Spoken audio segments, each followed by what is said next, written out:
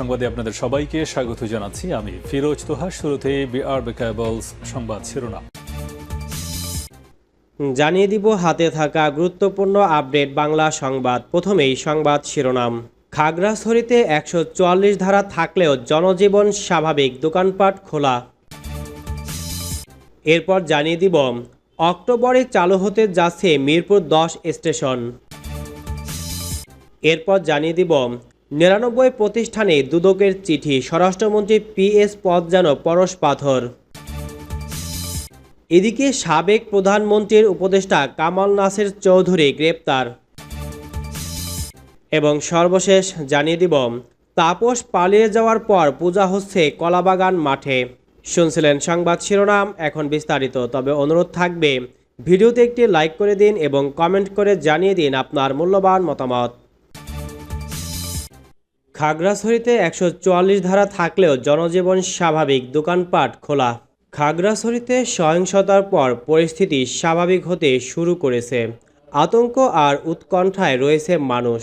বুধবারও 2 October জারি রয়েছে 144 ধারা।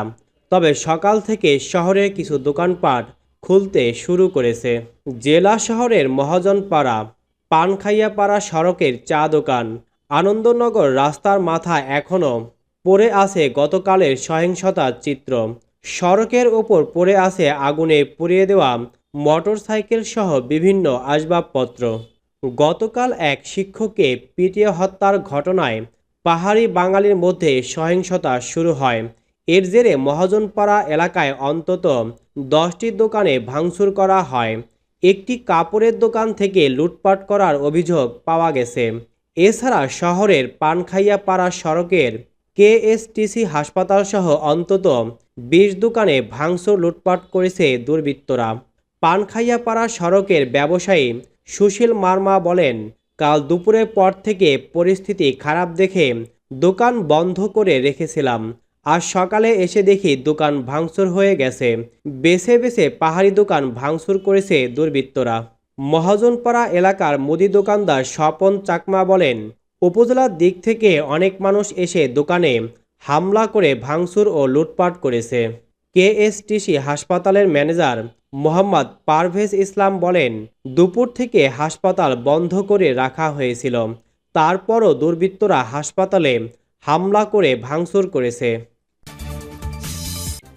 অক্টোবরে চালু হতে যাচ্ছে মিরপুর 10 স্টেশন।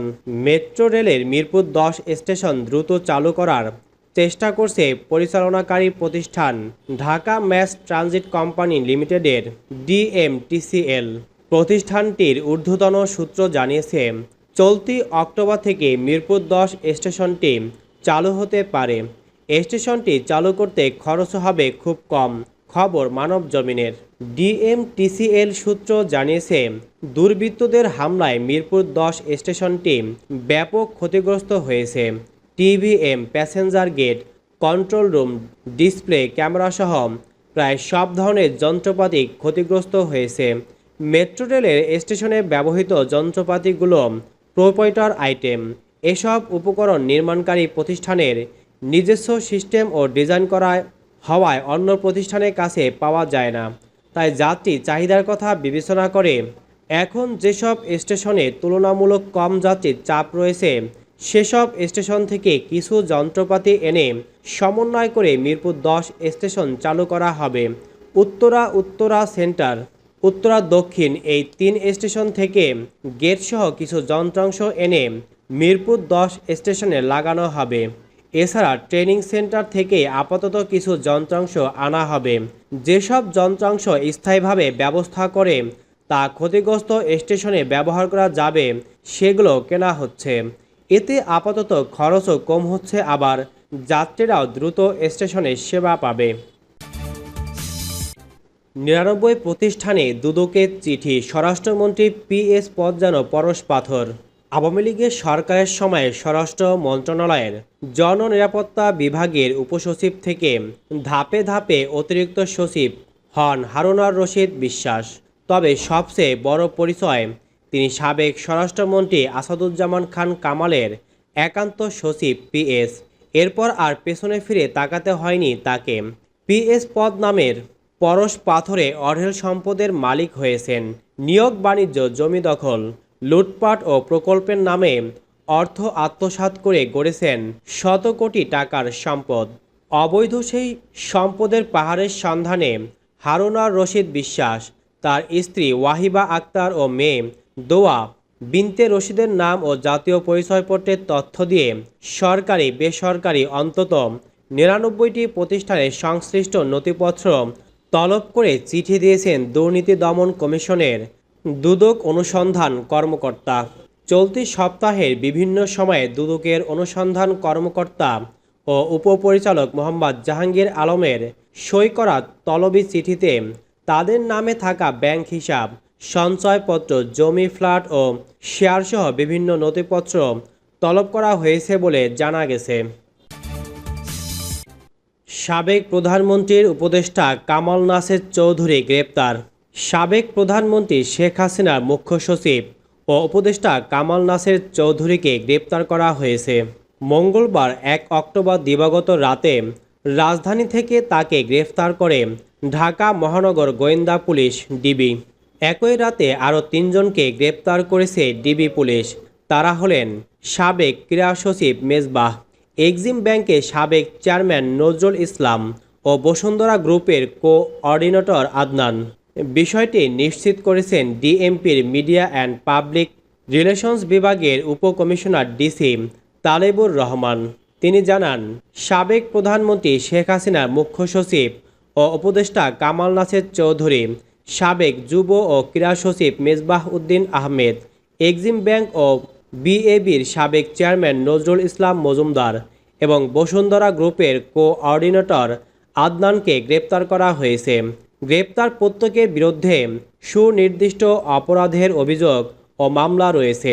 তাদের বিরুদ্ধে আইনানুগ পদক্ষেপ প্রক্রিয়াধীন। তাপস পালিয়ে যাওয়ার পর পূজা হচ্ছে কলাবাগান মাঠে।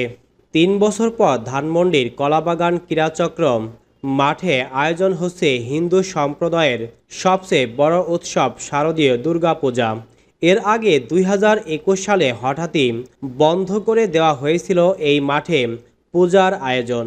পূজা উদযাপন কমিটি জানায়, ঢাকা দক্ষিণ সিটি কর্পোরেশনের সাবেক মেয়র শেখ ফজলে নূর তাপস মাঠ নষ্ট হওয়ার অজুহাতে পূজা বন্ধ রেখেছিল। যদিও ২০০৭ সাল থেকে এই মাঠে পূজার আয়োজন হয়ে আসছে। কলাবাগান পূজা উদযাপন কমিটির যুগ্ম সম্পাদক পার্থপ্রতিম দাস জানান, ধানমন্ডি, কলাবাগান, হাজারীবাগ, মোহাম্মদপুর নিউ মার্কেট ও আশপাশের এলাকার প্রায় ৬০,০০০ হিন্দু অধিবাসীর জন্য কোনো মন্দিরে না থাকায় কলাবাগান ক্রীড়াচক্র মাঠে ২০০৭ সাল থেকে সার্বজনীন শারদীয় দুর্গাপূজা উদযাপন করে আসছে। তবে ২০২১ সালে মন্ত্রণালয়ের অনুমতি থাকলেও সিটি কর্পোরেশন অনুমতি দেয়নি। ৩ বছর পর এবার আমরা কলাবাগান মাঠে দুর্গাপূজার অনুমতি পেয়েছি।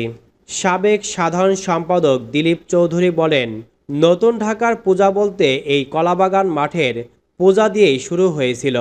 ২০০৭ থেকে ২০২০ সাল পর্যন্ত এই মাঠে পূজা উদযাপন করেছি। দীর্ঘ ১৪ বছর পর ২০২১ সাল থেকে পূজা করার অনুমতি দেয়নি। ৩ বছর পর এবার কলাবাগান মাঠে পূজা করার অনুমতি পেয়েছি। আমরা প্রস্তুতি নিচ্ছি, বর্তমান সরকার এবং প্রশাসনের সর্বাত্মক সহযোগিতাও পাচ্ছি। এই মাঠে পূজা করতে পেরে এই এলাকার হিন্দু সম্প্রদায়ের মানুষও অনেক আনন্দিত।